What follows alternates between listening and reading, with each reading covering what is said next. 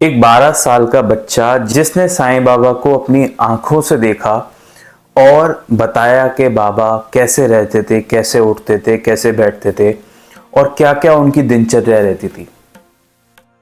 मैं बात कर रहा हूं साईं बाबा के सबसे करीबी भक्त श्यामा यानी कि माधवराव देशपांडे के बेटे उद्धव राव देशपांडे। जैसे कि आप जानते हैं, श्यामा जो थे वो बाबा के सबसे करीबी भक्त थे और बाबा ने श्यामा से कहा था कि उनका और श्यामा का 72 जन्मों का रिश्ता है, 72 जन्मों का साथ है। और जो श्यामा के बेटे थे उनका नाम था उद्धव राव देशपांडे। और आज इस वीडियो में हम बात करेंगे कि वो 12 साल के उद्धव राव देशपांडे ने, जिनने साईं बाबा को अपनी आंखों से देखा और उन्होंने आंखों से देख के कैसा वर्णन किया कि बाबा कैसे दिखते थे, क्या क्या उनकी दिनचर्या रहती थी, वो सब हम इस वीडियो में डिस्कस करेंगे। सन 1918 में हम सब जानते हैं कि साईं बाबा ने महासमाधि ली थी और सन 1918 में जो श्यामा के बेटे हैं उद्धव राव देशपांडे, वो 12 साल के थे और वो 12 साल के बालक होने के साथ साथ अपने पिछले जो 10, 11, 12 साल जितनी उनकी मेमोरी थी वो सब उन्होंने शेयर की है कि किस तरीके से वो बाबा से जुड़े और कैसे कैसे बाबा बैठते, क्योंकि वो बच्चे थे और बच्चे होने के साथ साथ वो बाबा के सबसे करीबी भक्त श्यामा के पुत्र थे। और उस नज़रिए से भी इनकी बातें बहुत इंपॉर्टेंट हो जाती हैं, क्योंकि शायद ही कोई ऐसा बच्चा हो जिसने बाबा को इतने करीब से देखा हो। अब ये बात मुझे कैसे मालूम पड़ी, अक्सर आप कमेंट करके मुझसे पूछते हैं। देखिए 1985 में इसका क्रेडिट पूरा जाता है डॉक्टर एंटोनियो करके एक व्यक्ति थे, जिन्होंने उद्धव राव देशपांडे जो कि श्यामा के बेटे थे उनका इंटरव्यू लिया। और 1985 में उद्धव राव देशपांडे लगभग 79 ईयर्स के आसपास की एज थी उनकी, अब इस दुनिया में नहीं है, बट उन्होंने अपना आंखों देखा, जो बाबा के बारे में उन्होंने देखा, जो बातें बाबा से की, बाबा कैसे दिखते थे, ये सब उन्होंने अपना आंखों देखा बताया है डॉक्टर एंटोनियो को, जिनने इंटरव्यू लिया था उद्धव राव देशपांडे का 1985 में। और इस इंटरव्यू में से क्या क्या बातें हमारे सामने आती हैं और उन्होंने क्या क्या बताया था, ये आज मैं आपको सन 2024 में बताने जा रहा हूँ। और ये इम्पोर्टेंट इसलिए हो जाता है क्योंकि हम कोई बुक पढ़ते हैं बाबा से रिलेटेड तो वो एक तरह की लिखी हुई इंफॉर्मेशन होती है, बट अगर हम ऐसे व्यक्ति से सुने जिसने अपनी आंखों से बाबा को देखा है तो ये जानना बहुत बड़ी इंपॉर्टेंट बात हो जाएगी। और इसका पूरा श्रेय, इस पूरी स्टोरी का, आज की स्टोरी का श्रेय जाता है डॉक्टर एंटोनियो को, जिन्होंने इंटरव्यू लिया 1985 में उद्धव राव देशपांडे का। शुरू करते हैं। सबसे पहले उद्धव राव देशपांडे क्या बताते हैं। उनकी मेमोरी हल्की सी धुंधली है लेकिन उनको सब कुछ याद है, क्योंकि 1918 में उनकी अवस्था थी 12 साल के बालक की। और 12 साल का एक बच्चा, हम भी अपनी 12 साल की जो एज है वहाँ की जो बातें हैं वो पूरी तरह से याद नहीं होती, लेकिन फिर भी साईं बाबा को देखना, समझना और उनके साथ खेलना, अगर मैं गलत नहीं हूँ तो उनके साथ खेलना, ये सब बातें जो उद्धव राव देशपांडे जी ने बताई हैं, ये देख के मुझे बहुत ही अच्छा फील हुआ और मैंने सोचा आपके साथ शेयर करना चाहिए। पहली चीज़ वो बाबा के बारे में बताते हैं कि जो बाबा थे वो दिखते बहुत लंबे थे। अगर हम फिजिकल अपीयरेंस के बारे में बात करेंगे कि जो उन्होंने बताया इंटरव्यू में, पहली बात उन्होंने बताई कि बाबा हर फोटो में आप देखो या फिर किसी ओरिजिनल जो ब्लैक एंड वाइट फोटो है उसमें देखो तो बाबा की हाइट बहुत ज़्यादा दिखती है, लेकिन उसमें 5, अगर बाबा की हाइट जब नापी गई तो 5 फीट और कुछ इंचेस, कुछ इसके अराउंड थी बाबा की हाइट, लेकिन दिखने में बाबा बहुत टॉल लगते हैं, जैसे कि 6 फीट से भी ज़्यादा हाइट हो बाबा की। और अक्सर भक्त ऐसा वर्णन देते हैं कि बाबा बहुत ही लंबे थे। उसके बाद हमें जो उद्धव राव जी बताते हैं और जो इंटरव्यू में उन्होंने बताया कि बाबा की राइट हैंड पर जो सीधा हाथ था उसके शोल्डर पर एक तिल था, एक बड़ा मोल था, यानी कि तिल था काले रंग का। और साथ ही में बाबा की हल्की हल्की वाइट पतली बियर्ड थी, वाइट कलर की पतली बियर्ड थी। पहले हम थोड़ी फिजिकल अपीयरेंस की बात कर रहे हैं। वाइट कलर की बियर्ड थी। और जब मैं ये सब बता रहा हूँ तो आप अपनी आंखें बंद करके उस पिक्चर को इमेजिन कर सकते हैं कि बाबा एक्चुअली में कैसे दिखते होंगे। नेक्स्ट जो चीज उद्धव जी बताते हैं वो ये है कि बाबा के जो कान हैं उनमें छेद हुए थे, और इसका वर्णन हमें साइंस सच्चरित्र में भी मिलता है कि बाबा के जो जिन भक्तों ने बाबा को करीब से देखा था उन्होंने बताया था कि जो कान हैं, जैसे कि अगर मैं गलत नहीं हूँ तो शायद ब्राह्मणों में भी या फिर राजपूतों में कानों में छेद किए जाते हैं जिसमें वो बालियाँ डाली जाती हैं, एक निशानी होती है। तो क्षत्रियों में विशेषकर ऐसा देखा जाता है। बट बाबा के कानों में क्यों छेद थे इसका वर्णन नहीं मिलता, बट हाँ वो जो कानों में होल्स हैं वो थे बाबा के, ऐसा उद्धव जी भी बताते हैं। और भी जो भक्त हैं उनके थ्रू हमें बाबा की इस फिजिकल अपीयरेंस में जानने को मिलता है।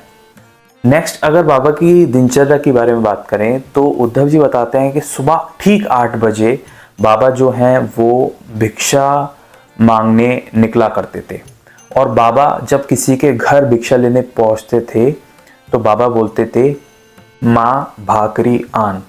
अब हो सकता है एक आध वर्ड या प्रोनाउंसिएशन में मुझसे गड़बड़ हो रही हो, लेकिन बाबा का जो सेंटेंस होता था वो होता था माँ भाकरी आन, मतलब माँ रोटी दे या माँ भाकरी दे, ऐसा बाबा कहते थे।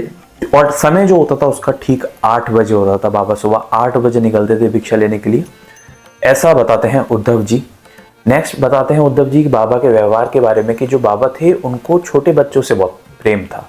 तो अक्सर द्वारका माई में जो गांव के बच्चे थे या और भी भक्तों के बच्चे थे वो सब इकट्ठे होकर खेला करते थे और बाबा बैठे रहते थे, और कई बार बाबा उन्हें कुछ पैसे दे देते थे चीज़ खाने के लिए, या फिर उदी दे देते थे, या फिर मिठाइयाँ खिलाते थे। तो बाबा को बच्चों से बहुत लगाव था, और अक्सर अगर हम चित्र देखें तो उसमें बाबा बच्चों से घिरे हुए बैठे हुए या उनके साथ खेलते हुए ऐसे भी दिखाई देते हैं। तो ये इस बात का प्रूफ उद्धव जी भी देते हैं कि बाबा जो छोटे बच्चे हैं उनसे बहुत प्रेम करते थे और वो अक्सर द्वारका माई में खेलते थे।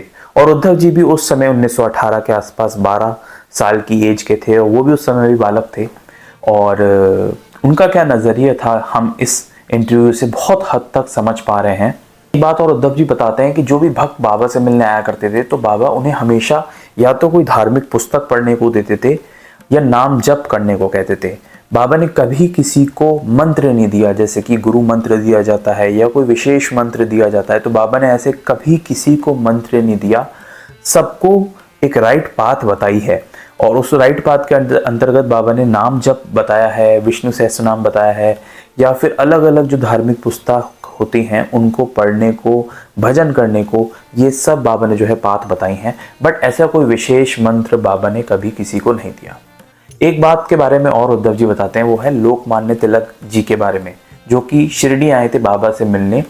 और लोकमान्य तिलक जी जो कि हमारे फ्रीडम फाइटर भी थे, और जब वो शिरडी आए थे तो बाबा ने उनसे कहा था कि तुम योला मत जाओ। कोपरगांव के पास एक योला नाम की जगह है जहाँ पर वो जाने वाले थे, तो उनसे कहा तुम योला ना जाके सीधे मनमाड़ जाओ अपनी मोटर गाड़ी से, और वहाँ से बम्बई की ट्रेन पकड़ लो।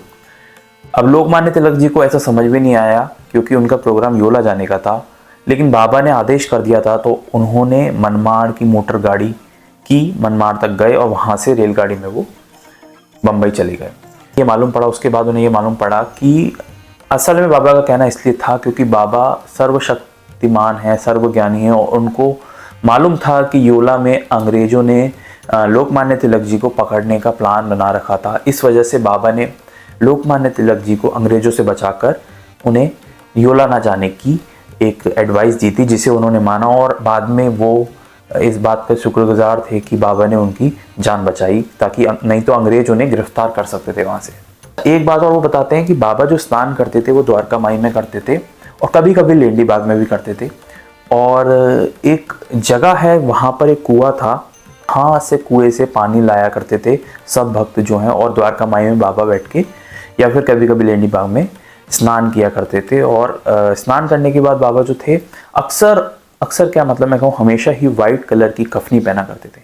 बाबा को भेंट कई कलर की कफनी आती थी, कोई पीले कलर की देता था, कोई सिल्क की देता था, लेकिन बाबा हमेशा सिंपल वाइट प्लेन कफनी पहना करते थे और किसी भी कलर की बाबा नहीं पहनते थे। और फिर एक कपड़ा बांधा करते थे सर पे, वहाँ से लेफ्ट साइड से जो है बाबा के वो जो कपड़ा है वो माथे बांधते थे, उसका जो बचा हुआ हिस्सा है वो लेफ्ट साइड से, लेफ्ट शोल्डर से आगे आता था। तो ऐसा एक फिजिकल डिस्क्रिप्शन जो है वो उद्धव जी हमें देते हैं। अच्छा, उद्धव जी बताते हैं कि एक बार उनके पिताजी श्यामा ने बाबा से पूछा कि आपकी माता पिता का नाम क्या है। तो श्यामा को बाबा ने ये उत्तर दिया था कि मेरी माँ जो है वो सप्तश्रृंगी देवी हैं। सप्तश्रृंगी देवी एक देवी माँ का ही रूप मानी जाती हैं और सप्तश्रृंगी देवी का मंदिर भी है महाराष्ट्र में। तो बाबा ने माधवराव देशपांडे को ऐसा कहा कि मेरी आई जो है, मेरी माता जो है वो सप्तश्रृंगी देवी है और मेरे पिता जो हैं वो त्र्यंबकेश्वर है, महादेव हैं। ऐसा बाबा ने कहा था माधवराव देशपांडे जो उद्धव जी के पिताजी थे। और इसका एक रीज़न ये भी हो सकता है, ऐसा मैं मान के चल रहा हूँ कि क्योंकि सप्तश्रृंगी देवी जो है वो श्यामा की कुल देवी थी। और अगर कोई और व्यक्ति उनसे ऐसा क्वेश्चन पूछता या फिर कोई और भक्त पूछता उनसे, जैसे कि राधा कृष्ण माई के जो मानती थी वो अलग अलग श्री कृष्ण को भी मानती थी राधा कृष्ण माई, तो कहने का तात्पर्य ये है कि जो भी भक्त उनसे पूछता है इस बारे में वो उन्हीं के कुल देवता की तरफ इशारा करते थे। तो बाबा का जो आंसर था ये भी बहुत ही ज़्यादा विचित्र होता था। तो इस तरीके से बाबा ने बताया था माता और पिता का नाम श्यामा को, जो कि उद्धव जी के पिताजी थे। तो उद्धव जी बताते हैं कि जो मारुति मंदिर है द्वारका माई और चावड़ी के बीच में, वहाँ पर बाबा अक्सर दर्शन करने जाया करते थे। और दर्शन करके अगर कहीं घूमने निकल रहे हैं या फिर भिक्षा के लिए निकल रहे हैं तो वहाँ पे दर्शन करते हुए आते हुए वो द्वारका माई में विराजमान होते थे। और अक्सर ऐसा जानने को मिलता है जो चावड़ी थी, तो एक दिन तो बाबा चावड़ी में विश्राम करते थे और एक दिन मस्जिद माई यानी कि द्वारका माई में। अब एक बात और हमें जानने को मिलती है, जो चावड़ी थी द्वारका माई में तो हर कोई आ सकता था, स्त्री पुरुष, और बैठ के बाबा से अपनी प्रॉब्लम डिस्कस कर सकता था। लेकिन जो चावड़ी थी जहाँ बाबा विश्राम करते थे, वहाँ पर ऐसा कहते थे कि बाबा किसी को भी अंदर आना अलाउड नहीं करते थे। तो वो एक बाबा का एक पर्सनल स्पेस था जहाँ पर बाबा ने मना कर रखा था कि कोई भी भक्त अंदर नहीं आए। तो कोई भी भक्त अंदर बिना बाबा की परमिशन के नहीं जाता था चावड़ी में, जब बाबा रात में विश्राम करते थे। तो ऐसा होता था।